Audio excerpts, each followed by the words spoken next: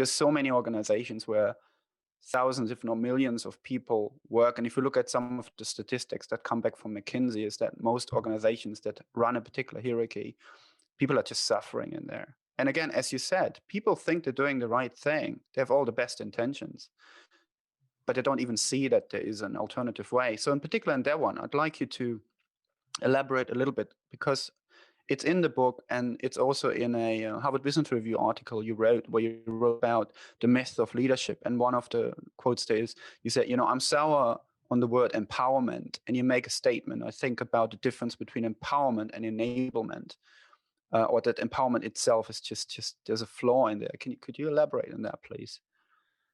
Yeah. So here's my experience of empowerment. The boss would stand up and say, well, you're all empowered to speak up. You're all empowered to come up with ideas. You're all empowered, blah, blah, blah. And I said, oh, well, thank you. What were we before you empowered us? Well, I guess you must have been unempowered. So I would say, well, it seems like you have the power because you're the one who gave us power, and therefore you're the one who can take that power away. It just rang really hollow to me. And basically people, I would see leaders use this phrase empowerment as an excuse. It was laziness. Rather than them figuring out what they should do, the way they should run a meeting, the way they should ask questions, which made it easier for the rest of us to contribute what we had inside of us already, that they wouldn't do that hard work of self-reflection and self-change. They would do the easy thing by just point to us and say, well, it's on you, you're empowered. And again, that was one of the things that just made me really angry. I would be the guy who get the memo that you weren't supposed to ask the admiral those uncomfortable questions. And I would say, well, it doesn't seem like I think, like, look, you don't need to empower people. They already have power. Anyone with kids knows you don't need to tell a 2-year-old or a 3-year-old, oh, you can go try crawling, you can try walking, you don't need to tell people that. What we do is we beat it out of them in the education system. Because we don't want to empower people. We want people to conform. We want them to do what we tell them to do when we tell them to do it and the way that we tell them to do it. And then when they come up short, then we're gonna quote, hold them accountable because blah, blah, whatever.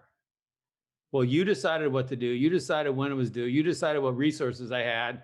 And now you have the guts to quote, hold me accountable.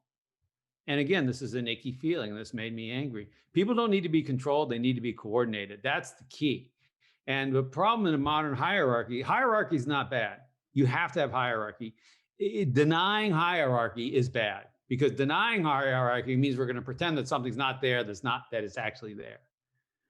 So it's like denying gender, denying race. Look, it's there.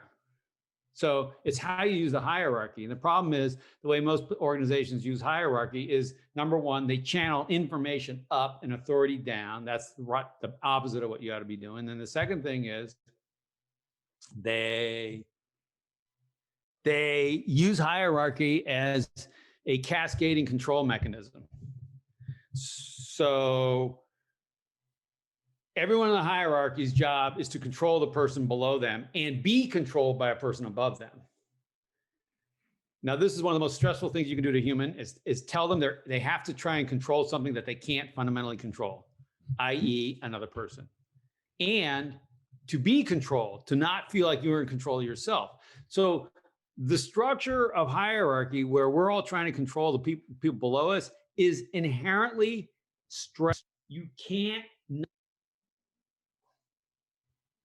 can have degrees of stress, but once you buy into that fundamental model, there's stress, because control is misaligned to what we can actually control. Attempted control is misaligned to what we can actually control. And so we spend our whole lives being angry and frustrated because I'm trying to control someone I can't, and somebody's controlling me, which pisses me off.